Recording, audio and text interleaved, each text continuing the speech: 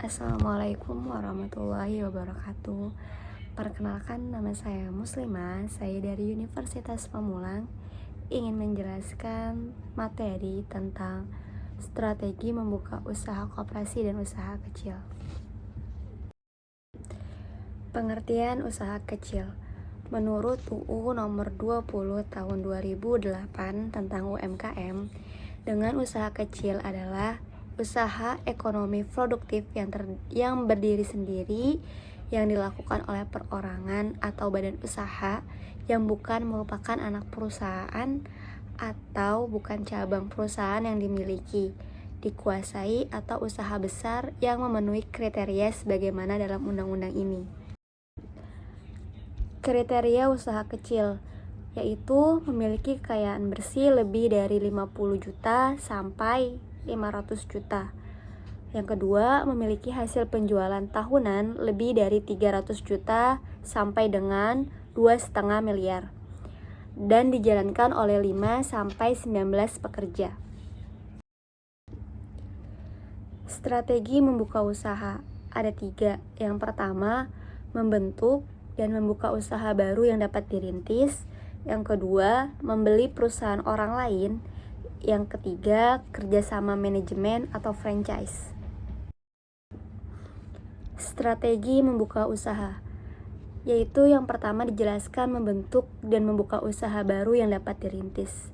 Yaitu maksudnya adalah membentuk dan mendirikan usaha dengan menggunakan modal, ide, organisasi, dan manajemen yang dirancang sendiri.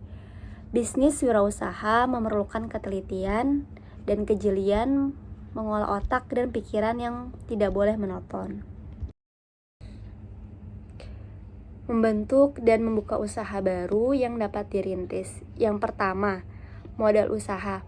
Ialah hal mendasar yang harus disiapkan terlebih dahulu didapatkan dari tabungan, pinjaman, jual aset. Yang kedua, menganalisa dan menetapkan usaha yang cocok, memastikan usaha yang dijalankan sesuai minat dan keinginan, serta melakukan analisis pasar. Yang ketiga, tentukan visi usaha, melakukan visual 3 tahun ke depan harus tetap berjalan dan bertahan dengan baik. D. Memastikan usaha yang dijalankan mempunyai rencana bisnis yang nyata. Rencana bisnis tetap merupakan hal terpenting, sehingga jika terjadi perubahan pada pasar, mampu menyesuaikan, baik bersifat internal maupun eksternal. E. Selalu berusaha memberikan pelayanan yang terbaik kepada para pelanggan. F. Menjalin hubungan kepada semua komponen masyarakat untuk memperluas jaringan bisnis dan komunitas bisnis. Strategi membuka usaha yang kedua, membeli perusahaan orang lain.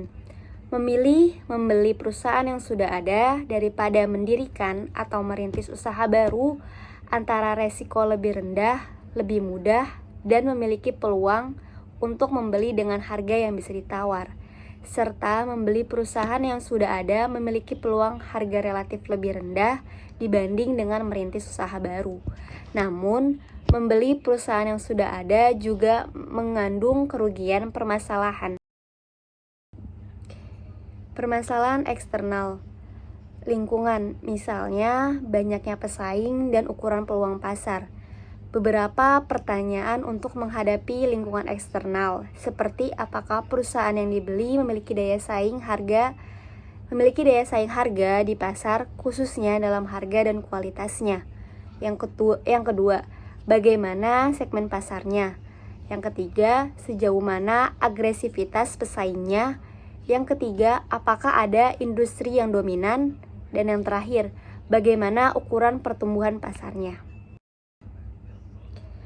Permasalahan internal. Masalah-masalah yang ada dalam perusahaan, misalnya masalah karyawan, masalah konflik antara manajemen dan karyawan yang sukar diselesaikan oleh pemilik yang baru, masalah lokasi, dan masalah masa depan perusahaan lainnya. Sebelum melakukan kontak jual beli, ada beberapa hal yang perlu dipertimbangkan dan dianalisi oleh pembeli. Menurut Zimmer, 1960, aspek-aspek yang dipertimbangkan dan dianalisis yaitu: pertama, pengalaman apa yang dimiliki untuk mengoperasikan perusahaan tersebut. Yang kedua, mengapa perusahaan tersebut berhasil tetapi kritis. Yang ketiga, di mana lokasi perusahaan tersebut. Yang keempat, berapa harga yang rasional untuk membeli perusahaan tersebut. Yang kelima, apakah membeli perusahaan tersebut akan lebih menguntungkan daripada merintis sendiri usaha baru. Secara eksplisit, Zimmer memberikan alasan mengapa seseorang membeli perusahaan. Menurutnya ada 4 hal kritis untuk menganalisa perusahaan yang akan dibeli, yaitu pertama, alasan pemilik menjual perusahaan. Yang kedua, potensi produk dan jasa yang dihasilkan. Yang ketiga, aspek legal yang dimiliki perusahaan. Yang keempat, kondisi keuangan perusahaan yang akan dijual. Setelah melakukan analisis dan layak untuk dibeli, langkah selanjutnya yaitu: pertama, yakinkan bahwa tidak akan merintis usaha baru. Yang kedua, tentukan jenis usaha yang diinginkan dan apakah mampu mengelolanya. Yang ketiga, tentukan gaya hidup yang diinginkan. Apa harapan untuk perusahaan tersebut? Yang keempat, jajaki penyandang dana sebelumnya. Yang kelima, pertimbangkan lokasi yang diinginkan, tempat yang bagaimana. Yang keenam, pilihlah penjual terbaik. Yang ketujuh, adakah penelitian sebelum menyetujuinya. Yang kedelapan, buatlah perjanjian dalam bentuk spesifik. Dan yang terakhir, yakinkan bahwa harga yang ditawarkan menunjukkan kualitasnya. Strategi membuka usaha yang terakhir, kerjasama manajemen atau franchise. Franchising merupakan kerjasama manajemen yang biasanya berkembang dalam perusahaan eceran. Franchise yaitu suatu persetujuan lisensi menurut hukum antara perusahaan pabrik, penyelenggara dengan penyalur atau perusahaan lain untuk melaksanakan usaha. Perusahaan yang memberi lisensi disebut franchise. Franchising perusahaan yang diberi hak monopoli menyelenggarakan perusahaan seolah-olah merupakan bagian dari pemberi lisensi, yang dilengkapi dengan nama produk, merek dagang, dan prosedur penyelenggara secara standar. Strategi membuka usaha, kerjasama manajemen atau franchise. Dukungan awal meliputi aspek salah satu dari aspek-aspek. Yang pertama, pemilihan tempat. Yang kedua, rencana bangunan. Yang ketiga, pembelian peralatan. Yang keempat, pola arus kerja. Yang kelima, pemilihan karyawan. Yang keenam, periklanan. Yang ketujuh, grafik. Yang kedelapan, bantuan pada acara pembukuan. Selain bantuan awal lain yang berlanjut meliputi faktor-faktor sebagai berikut. Yang pertama, pencatatan dan akuntansi. Yang kedua, konsultasi. Yang ketiga, pemeriksaan dan standar. Yang keempat, promosi.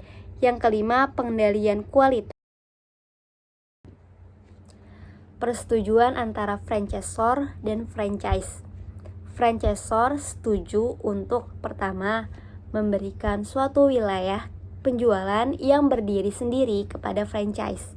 Yang kedua, menyediakan sejumlah latihan dan bantuan manajemen. Yang ketiga, memberikan barang-barang dagangan kepada franchise secara bersaing. Yang keempat, memberikan nasihat kepada franchise tentang lokasi perusahaan dan desain bangunan. Yang kelima, memberikan bantuan finansial tertentu atau nasihat finansial kepada franchise. Franchise setuju untuk menyelenggarakan perusahaan sebagai persyaratan yang diajukan franchisor. Yang kedua, menginvestasikan secara minimum jumlah tertentu kepada franchisor. Yang ketiga, membayar kepada franchisor suatu jumlah tertentu sebagai honorarium yang tetap. Yang keempat, membangun atau paling tidak, franchise menyediakan fasilitas seperti yang telah disetujui oleh franchisor. Yang terakhir, membeli persediaan atau material standar lainnya dari franchisor atau dari pemasok yang telah disepakati. Kelebihan dan kekurangan merintis, membeli, dan kerjasama manajemen atau franchising. Merintis usaha mempunyai kelebihan yaitu gagasan murni, bebas operasi, fleksibel, dan mudah pengaturannya. Kelemahannya yaitu pengakuan nama kurang, fasilitas inefisien, penuh ketidakpastian, dan persaingan kurang diketahui. Membeli perusahaan mempunyai kelebihan, kemungkinan sukses, lokasi sudah cocok, karyawan dan pemasok biasanya sudah mantap, sudah siap operasi. Namun kekurangannya yaitu perusahaan yang dijual biasanya lemah, peralatan tak efisien, mahal, sulit inovasi. Dan yang terakhir, kerjasama manajemen atau franchising.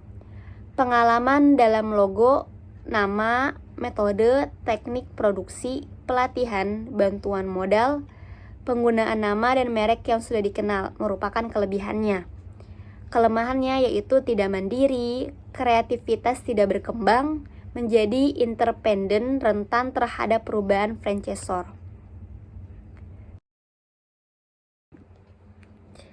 Terima kasih telah menonton, semoga bermanfaat dan bisa diambil pelajarannya. Wassalamualaikum warahmatullahi wabarakatuh.